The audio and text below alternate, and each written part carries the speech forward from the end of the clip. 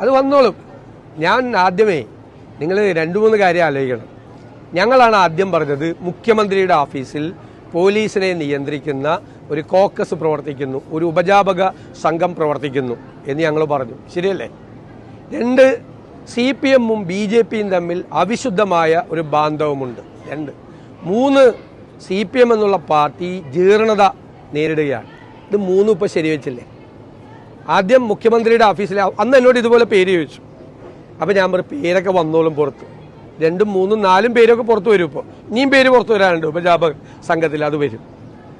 അപ്പോൾ ഇതെല്ലാം ഇപ്പോൾ കാഫിർ വിവാദം, സ്ക്രീൻഷോട്ട് വിവാദം 1. 2, ഈ ADGP-യെ ദൂതനായി വിട്ട് RSS നേതാവിനെ സന്ദർശിച്ച് മുഖ്യമന്ത്രി സന്ദേശം കൊടുത്തത്. 3, തൃശ്ശൂർ പൂരം കലക്കിയത്. ഇത് 3ഉം CPM-ന്റെ കപട മതേതരത്വത്തിൻ്റെ മുഖം മൂടിയാണ് അഴിഞ്ഞു വീണിരിക്കുന്നത്. 3ഉം കാഫിർ വിവാദം എന്താ ചെയ്തത്? ഭിന്നിപ്പുണ്ടാക്കാൻ, രാഷ്ട്രീയമായി, സാമൂഹ്യമായി, മതപരമായ ഭിന്നിപ്പുണ്ടാക്കാൻ വേണ്ടി മനഃപൂർവ്വമായി പ്ലാൻ ചെയ്ത സംഭവം. അത് എക്സ്പോസ്ഡായി. 2, BJP-ക്ക് കേരളത്തിൽ അക്കൗണ്ട് തുടങ്ങാൻ ഞങ്ങളെ സഹായിക്കാം എന്നുള്ളൊരു മെസ്സേജ് ഉദ്യോഗസ്ഥന്മാരി കൊടുത്ത്. 3, ആ മെസ്സേജിന്റെ ഭാഗമായി, അത് പ്രാവർത്തികമാക്കുന്നതിന്റെ ഭാഗമായി പോലീസിനെ കൊണ്ട് തൃശ്ശൂർ പൂരം കലക്കുക, എന്നിട്ടൊരു ഹൈന്ദവ വികാരം ഉണ്ടാക്കി BJP-യെ സഹായിക്കുക. ഈ 3 സംഭവങ്ങളും ഇവരുടെ സ്യൂഡോ സെക്യുലറിസമാണ് ഇവർക്ക് ഉണ്ടായിരുന്നത്, കപട മതേതരത്വമാണ്.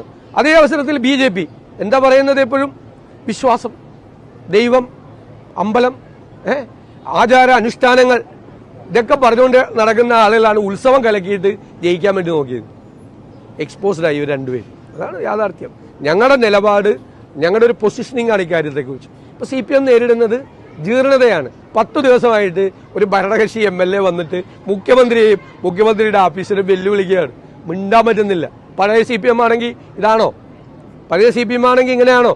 മിണ്ടാൻ പറ്റുന്നില്ല. അയാൾ ചെയ്തത് ശരിയാണ്, ഇയാൾ ചെയ്തത് ശരിയാണ്, മറ്റത് അന്വേഷിക്കാം, മറിച്ചത് അന്വേഷിക്കാം എന്നല്ലാതെ നോ, ഇത് ശരിയല്ല, ഈ പറയുന്നത് ശരിയല്ല, ഇത് അവാസ്തവമാണ്, ഇത് തെറ്റാണ്, സത്യവുമായി പുലബന്ധം പോലും ഇല്ലാത്തതാണ്, അടിസ്ഥാനരഹിതമാണ് എന്നൊന്നും പറയാൻ പറ്റുന്നില്ലല്ലോ. അതാണ് ജീർണതയുടെ ഏറ്റവും വലിയ അടയാളം.